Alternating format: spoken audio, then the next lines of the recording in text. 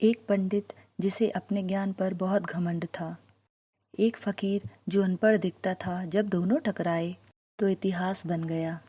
आज की कथा सुन के आपके रोंगटे खड़े हो जाएंगे। जालमकर पंडित और साईं बाबा की सच्ची घटना। कोपार गांव के बालाकर जालमकर आज के गूगल को फेल कर दे इतनी विद्या। नियम था शिरडी के बाबा को फकीर कहकर मजाक उड़ाना।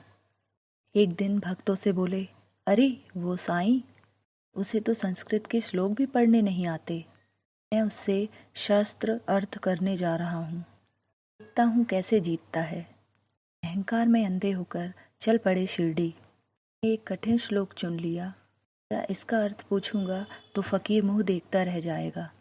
जैसे ही द्वारका माई की दहलीज पर पैर रखा, बाबा ने दूर से ही जोर से डांटा, अरे जालमकर, आते ही आते सवाल, पहले बैठ तो जा, पहले पानी पी।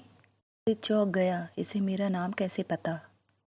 बाबा हंस के बोले, क्यों रे बालमकर, जो श्लोक तू घर से सोच के आया है उसका अर्थ सुनेगा क्या, या मैं ही बोल दूं। बाबा ने वो ही श्लोक बोल दिया जो पंडित ने मन में सुना था। फिर उसका ऐसा गहरा अर्थ समझाया कि बड़े बड़े पंडित भी दंग रह गए। वेद के सार 2 वाक्य में समझा दिए। पंडित की हाथ से पोथी गिर गई, आंखों से झरझर आंसू बहने लगे। वह समझ गया कि यह कोई साधारण फकीर नहीं है, साक्षात परम ब्रह्म है। भागता हुआ बाबा के चरणों में गिर गया और बोला, बाबा, मैं अंधा था, विद्या के नशे में चूर था। मैं समझा किताब पढ़ने से ज्ञान मिलता है, पर आज पता चला कि आपके दर्शन मात्र से ज्ञान मिलता है। मुझे क्षमा कर दो। बाबा ने सर पर हाथ रखा और बोले, बालक राम, पोथी पाठ जग मुआ, पंडित भया न कोई, भाई अक्षर प्रेम के, पढ़ सो पंडित होए।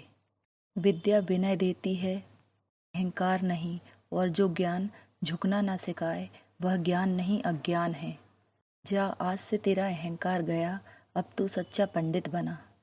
जालमकर पंडित शिरडी में ही रुक गए। जीवन भर बाबा की सेवा की। कहते हैं उनकी आंखें हमेशा पश्चाताप से नम रहती थीं। तो दोस्तों, इस कथा से हमें यह सीख मिलती है कि ज्ञान तो हमेशा झुक के मिलता है, घमंड तो रावण का भी नहीं रहा।